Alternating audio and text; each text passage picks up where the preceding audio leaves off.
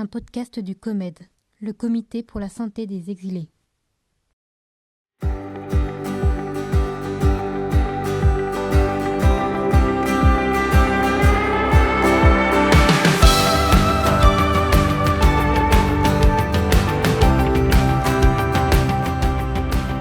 Au COMED, nous accompagnons des personnes exilées. Elles ont des souvenirs, une vie, un pays, des habitudes ailleurs avant que nous les rencontrions. Pour certaines, leur tête, leur cœur, leurs enfants et petits-enfants sont encore là-bas. Chaque vie devient un témoignage captivant. À la manière des griots, de la tradition orale, ils et elles ont décidé de nous confier leurs souvenirs et de nous embarquer dans l'histoire de leur vie.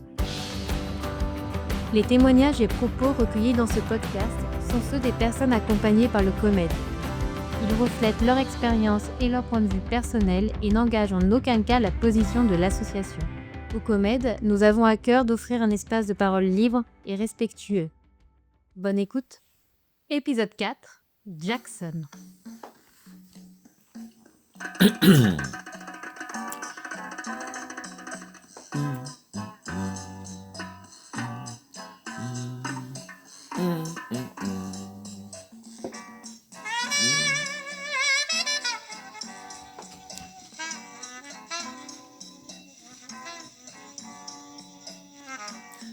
Pitié, toi mon amour, pitié, toi mon cœur, je travaille nuit et jour pour ton seul bonheur. Pitié, toi mon amour, pitié, toi mon cœur, je travaille nuit et jour pour ton seul bonheur.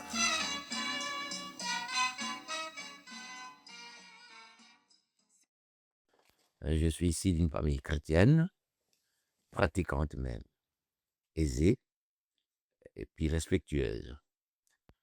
Dans mon petit patelin du Bas-Congo, Bas-Zaïre ou Congo central actuellement, mes amis d'enfance, d'abord, n'étaient pas tous de la même classe sociale que moi. On le dit en Occident.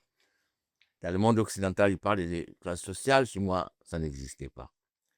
Parce que mes meilleurs amis étaient soit de ma propre classe sociale ou des enfants ici, des familles quelconques, mais que j'aimais bien et qui m'aimaient bien, qui me les rendaient aussi. Et puis c'était très beau. Et mes parents étaient fiers de moi à cause de ça. Il n'y avait pas de différence, même quand à l'école ou dans la vie, comme ça, en dehors de l'école. Et puis voilà. Vous voulez peut-être connaître mon nom ou mon âge, mais cela n'a pas d'importance. Je vous laisse deviner. Sachez tout simplement que je me prénomme Jackson, un prénom que mes parents m'ont donné à partir d'un vieil ami de mon père à l'époque, qui était un missionnaire américain qui se nommait Jackson, et m'ont donné son nom comme prénom. Dommage, je n'ai pas des images ici, sinon vous allez les voir. Donc, après mes études, par exemple, au pays, j'ai toujours été à l'internat surtout. Mes parents ne voulaient pas que je me perde dans les distractions, comme j'aimais le football, et puis la musique, tout ça. Alors, ils m'ont envoyé à l'internat pour être mieux casé, mieux contrôlé. Et de là, quand je terminais d'abord mon école secondaire, j'avais demandé une année sabbatique à mon père. J'ai dit, je ne vais pas à l'université cette année. Je suis resté à la maison.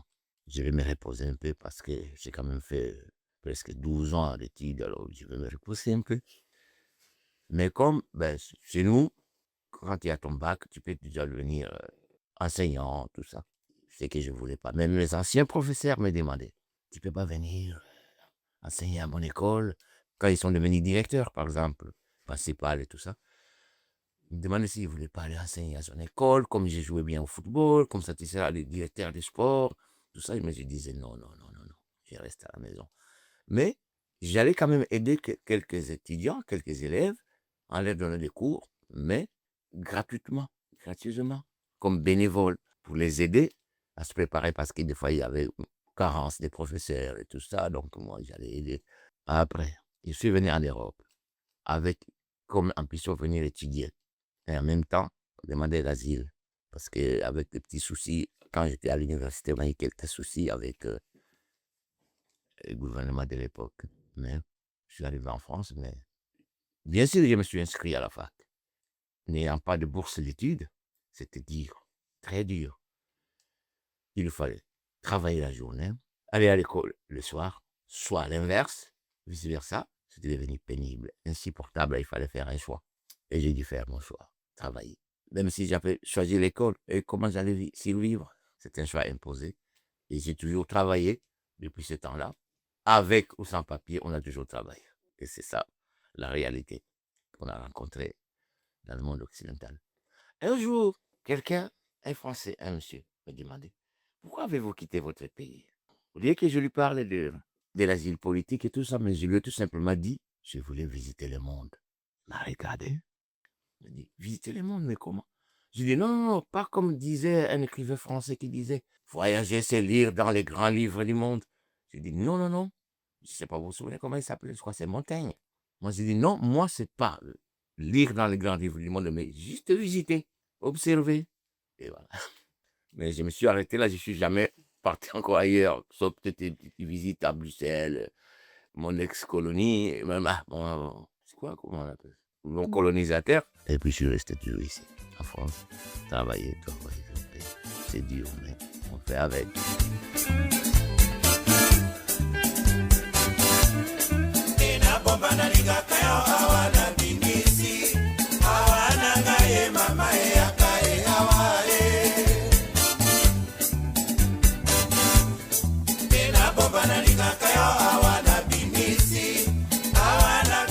Chez moi, au pays, j'avais fait la section pédagogique, donc j'étais pour faire plus tard un enseignant ou tout ça, mais comme on a eu des problèmes là, donc je suis venu et je n'ai pas pu terminer mes études à cause du manque de moyens, du manque de bourse et tout ça. Donc, je suis resté toujours au même niveau. Et ça me plaît. Je n'ai vu personne, mais j'aime les gens. Et vous vous destiniez à être psychologue? Euh, dans mon enfance, j'avais pensé à beaucoup de choses, beaucoup de destins, soit médecin, militaire, parce que chez nous, les jours où vous finissez les examens, nous ça s'appelle les examens d'État, donc le bac, les jours où les examens, quand vous êtes dans un centre d'examen, les examens finissent aujourd'hui, et le lendemain, vous avez un examen pour l'armée, pour devenir officier. Ça s'appelait EFO, École de formation des officiers. Donc, quand vous faites 2 ans là-bas, vous devenez lieutenant, sous-lieutenant. J'ai participé à cet examen et j'étais premier dans mon centre, le premier. Et quand j'ai annoncé à mes parents que je voulais aller à l'armée, ma mère s'est mise à pleurer. Je dis, mais non, mon garçon, toi qui es intelligent, tu veux aller dans l'armée des Mobutu. C'est pas bon l'armée des Mobutu, il n'y a que des tueurs là-bas, toi tu n'es pas de sa tribu, ils vont te maltraiter. J'ai dit, mais non, maman. Ah, ma mère, elle mange plus. J'ai dit, qu'est-ce que je vais faire? Du coup, je suis plus allé. Mais je voulais devenir vraiment officier. Même si je devenais officier ou bien médecin officier, tout ça, mais bon, je n'ai pas pu faire cette armée. Et mes amis, ils sont partis faire l'armée qui était avec moi. Et ils sont partis, ils sont aujourd'hui des officiers, peut-être maintenant à la retraite aussi, mais il y en a qui exercent encore. Et vous êtes toujours en lien avec le pays, avec vos amis? Oh oui, en fait, ça fait plus de 40 ans que je suis ici, mais je ne suis jamais retourné pour des raisons personnelles. Mais je suis toujours en contact. Bon, bien que mes parents sont tous les deux décédés, mais j'ai encore de la famille là-bas, des frères et sœurs. De ma lignée, j'ai un frère et une sœur là-bas, et mes 2 autres frères, ils sont aux États-Unis. Bon, et puis il y a 2 sœurs qui sont décédées, mais qui ont laissé beaucoup d'enfants aussi. Et j'ai beaucoup de neveux, même de petits-filles, pas dans la famille, mais les enfants de ma sœur, ce sont mes enfants, les enfants de mes frères sont mes enfants. Les enfants de mes frères m'appellent papa Jack. Les autres m'appellent tonton. Bon, ça, c'est un peu franchisé. C'est un peu franchisé. Donc, en France, j'ai une fille dont je suis fier, qui a aujourd'hui 20 ans et que j'adore. Elle vit avec sa maman. Mais on s'appelle, je la vois souvent et je suis content. Bon, j'essaie de faire qu'elle puisse être en contact avec ses cousins, cousines, quoi. Elle ne va pas appeler ses cousines ma sœur, je vais toujours appeler cousine, cousin, ma frère, parce qu'avec cette mentalité qui n'est pas de ma famille, c'est la mentalité occidentale. Donc, Mais ils sont en contact, je suis content. Et même mon frère qui est aux États-Unis, quand il vient ici avec toute sa famille, ben, il se voit. Ben là, je lui ai donné comme prénom le nom de famille de ma mère, le nom de jeune fille de ma mère. Dans toute ma famille, nous les garçons, il y a au moins une fille, dans chacune des 4 familles là dont je parle, une fille qui porte le nom de maman. Elle devait être fière. Chrétienne qu'elle était. Un jour, elle me dit, au téléphone, hein, mais Jackson, tu as donné à ta fille mon nom. Mais comment, tu n'as même pas épousé sa maman pour qu'il te donne déjà mon nom? Je dis, maman, ça c'est votre époque. À notre époque, nous, on commence là où on devait finir. Donc, on fait d'abord les enfants, puis on va se marier après. Maman disait, c'est pas possible, t'as pas changé, toi. Elle est décédée quand, votre maman? C'est en 2019. J'étais à la campagne en Bourgogne. J'avais eu un petit job un peu au noir. J'ai gardé une maison secondaire. Comme je travaillais dans la sécurité, alors j'avais demandé un an sabbatique à mon patron. J'ai dit, j'ai trouvé un petit job. Il m'a dit, vas-y Jack, t'inquiète. Quand tu finis, tu reviens. Je suis allé en Bourgogne, où j'ai gardé une maison, tout seul. Une maison qui avait au moins 10 chambres. Alors avant, c'était une maison d'hôtes. Et quand ils l'ont racheté, ils voulaient refaire quelques travaux pour que ça puisse être aussi une maison d'hôtes. Mais, malheureusement, et c'est moi qui voulais être gérant, qui pouvait être gérant là-bas. Mais malheureusement, le Covid est arrivé et les travaux n'ont pas pu se faire parce qu'il y avait, c'était le confinement, qui restait là-bas 2 ans pour rien. Mais j'ai gardé la maison, mais bon, c'était quand même un plaisir parce que moi, ben, je ne suis pas de Kinshasa, moi je suis du Bas-Congo, donc j'aime bien la campagne. Et puis ça me faisait plaisir de rester à la campagne, où j'étais le seul noir 5 kilomètres aux alentours, le seul Dyke, donc ben, voilà. Comme ça, au moins, ceux qui n'avaient jamais vu un noir, ils m'ont vu en live. Je l'ai visité quand je me suis fait des amis là-bas aussi. Et donc, vous avez une facilité à vous faire des amis? Ah oui, très facile. Moi, je suis comme un homme public. J'ai une facilité de me faire des amis, quelle que soit la race, quelle que soit la personne. J'ai des amis, même filles, femmes, hommes. J'aime bien être entouré des gens qui me les rendent aussi, de ceux qui me les rendent aussi.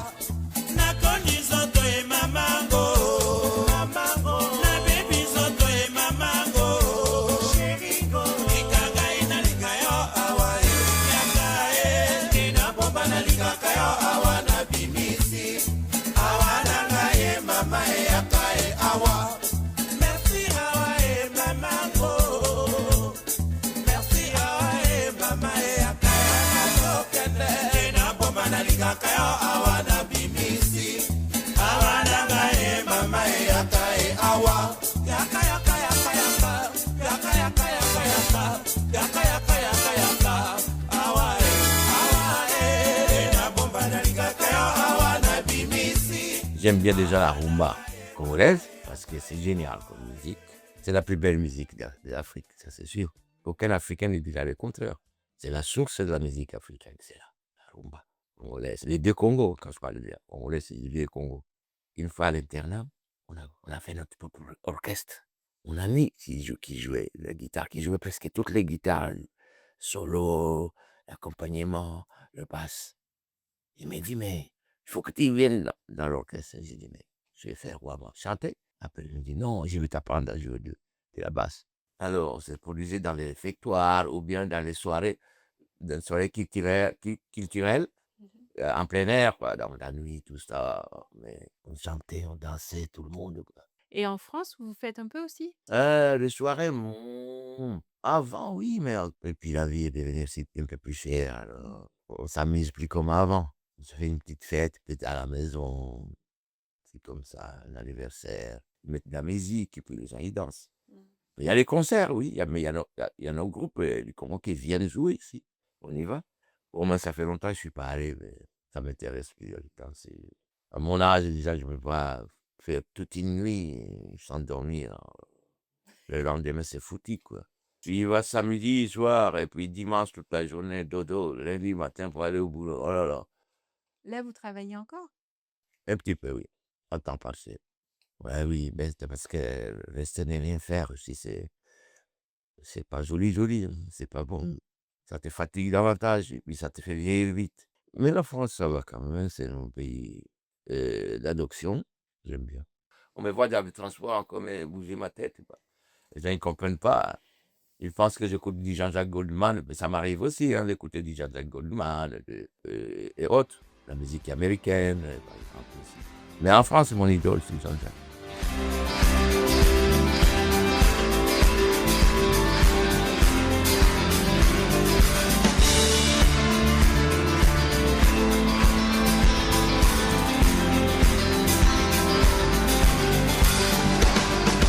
Je ne suis jamais tombé malade, à part négligence. Je ne faisais même pas le bilan de santé, parce qu'on se croyait invincible. On était toujours en bonne santé. Après 40 ans, un jour, je suis tombé malade.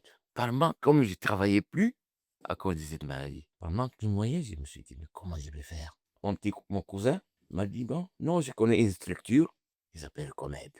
C'est lui qui m'a amené là-bas. On m'a pris en charge. C'est là où je croisais un médecin qui s'est occupé de moi et qui s'occupe de moi jusqu'à aujourd'hui. Je l'ai tout de suite appelé mon ange gardien. Bien qu'on ait des opinions différentes, elle, c'est Paris Saint-Germain, moi, c'est OM, droit au but. C'est là notre divergence. Mais on est bien, ça fait du bien de discuter avec elle, avec les autres personnels du Comède. J'ai pratiqué du foot, mais c'est pas allé à un haut niveau parce que à notre époque, les parents considéraient que jouer au foot, c'était devenir un raté, quoi. Donc, on dit. Mais quand j'étais au pays, mon équipe en France, c'était le Football Club de Nantes. On suivait avec mon frère à la radio. Lui était fan de Bordeaux, moi de Nantes. Quand je suis arrivé en France, je suis allé à Nantes juste pour voir. Il y avait un match avant même leur nouveau stade de la Beaudoire, l'ancien stade. Alors, c'est là où j'ai vu des joueurs qui m'impressionnaient beaucoup, les Loïc Camis et tout ça. J'ai dit, waouh, Bertrand Desmarnes, le gardien. J'ai dit, waouh, maintenant, tout est devenu réalité. Mais j'étais parisien, mais quand j'y allais des fois voir les matchs du PSG, Paris Saint-Germain, au Parc des Princes, il y avait les skins, là, les crânes rasés qui nous agressaient. Je me suis dit, je ne peux pas supporter une équipe comme ça. Après, j'ai dit, mais quelle équipe je dois supporter qui peut rivaliser avec les Parisiens? Il y a un certain Bernard Tapie qui a pris l'OM. J'ai dit, maintenant, c'est l'OM. Et puis, c'est devenu droit au but. Toujours, on a gagné la Coupe. Bien que Paris ait gagné cette Coupe, mais peut-être 30 ans après l'OM, donc ça va. Nous, on est des pionniers. Vous faites les commentaires devant la télé? Ah oui, devant un petit verre de vin. Oh là là. Avec des amis, pas tout seul. Et vous regardez la CAN? La CAN, ah oui, je le regarde. Et là, vous soutenez quel pays? Mais les miens. Et La RDC l'a gagné 2 fois, mais il y a longtemps, en 68 et en 74. elle est quand la prochaine CAN, là? Ben, je pense que c'est l'année prochaine, je pense. Il y a les éliminatoires. Mais ça fait un moment que je n'ai pas suivi ça. C'est tout depuis que j'ai perdu mon téléphone. Donc, j'utilise un téléphone qu'on m'a prêté par mon collègue. Et je mets là mon téléphone parce que j'ai toujours des nouvelles, parce que j'ai des rubriques. Il y a des rubriques, ou bien je suis dans les forums avec les gens du pays qui sont partout à travers le monde et tout ça. Et les gens de ma tribu aussi, les origines de mes parents, dans le Bas-Congo. Mais il faut traverser le fleuve. Et pour traverser le fleuve Congo, là, il y a un bac. Mais le bac, il est devenu tellement vieux. Une fois, il a coulé avec les gens, avec les camions, tout ça. Les ressortissants de cette région qui cotisent pour en acheter parce que le gouvernement le fait. Donc, ils m'ont mis dans ces forums-là pour qu'on cotise et tout ça. Et puis, les gens, ils interviennent de partout à travers le monde, quoi. Donc, et puis, il y a des nouvelles du pays qui arrivent aussi en même temps. Il y a des forums aussi des anciens de mon école à l'internat. Ils m'ont mis dedans. Tout ça, c'est sur WhatsApp? Tout ça, c'est WhatsApp, ouais. Mais comme j'ai pris mon téléphone, donc je n'ai pas de nouvelles. L'opérateur m'a bien envoyé ma puce, mais je n'ai pas encore eu le temps d'aller la récupérer en province, là-bas dans l'Oise. En France, vous voyagez partout, en fait. Vous continuez à faire vos voyages? Oui. Ah ben, comme j'avais dit, Je voulais visiter le monde. Et oui, c'est Maintenant, ça. je vais visiter la France. L'ironie du sort que je n'ai jamais été à Marseille. Vous n'avez pas encore été à Marseille. Oui, je n'ai pas encore été à Marseille.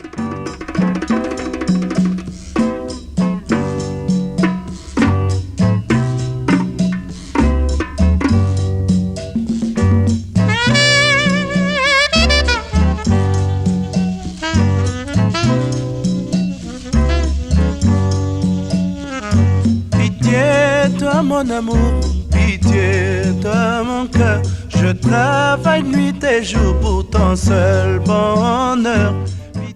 Nous tenions à remercier Mathilda et Gauthier qui nous ont largement inspirés avec leur podcast Les Anciens. Un immense merci à chacune des patientes âgées qui nous font confiance et partagent avec nous leurs souvenirs.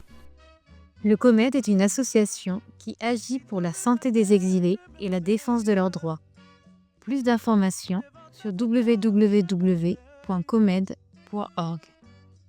Sans déjeuner, je pars pour travailler.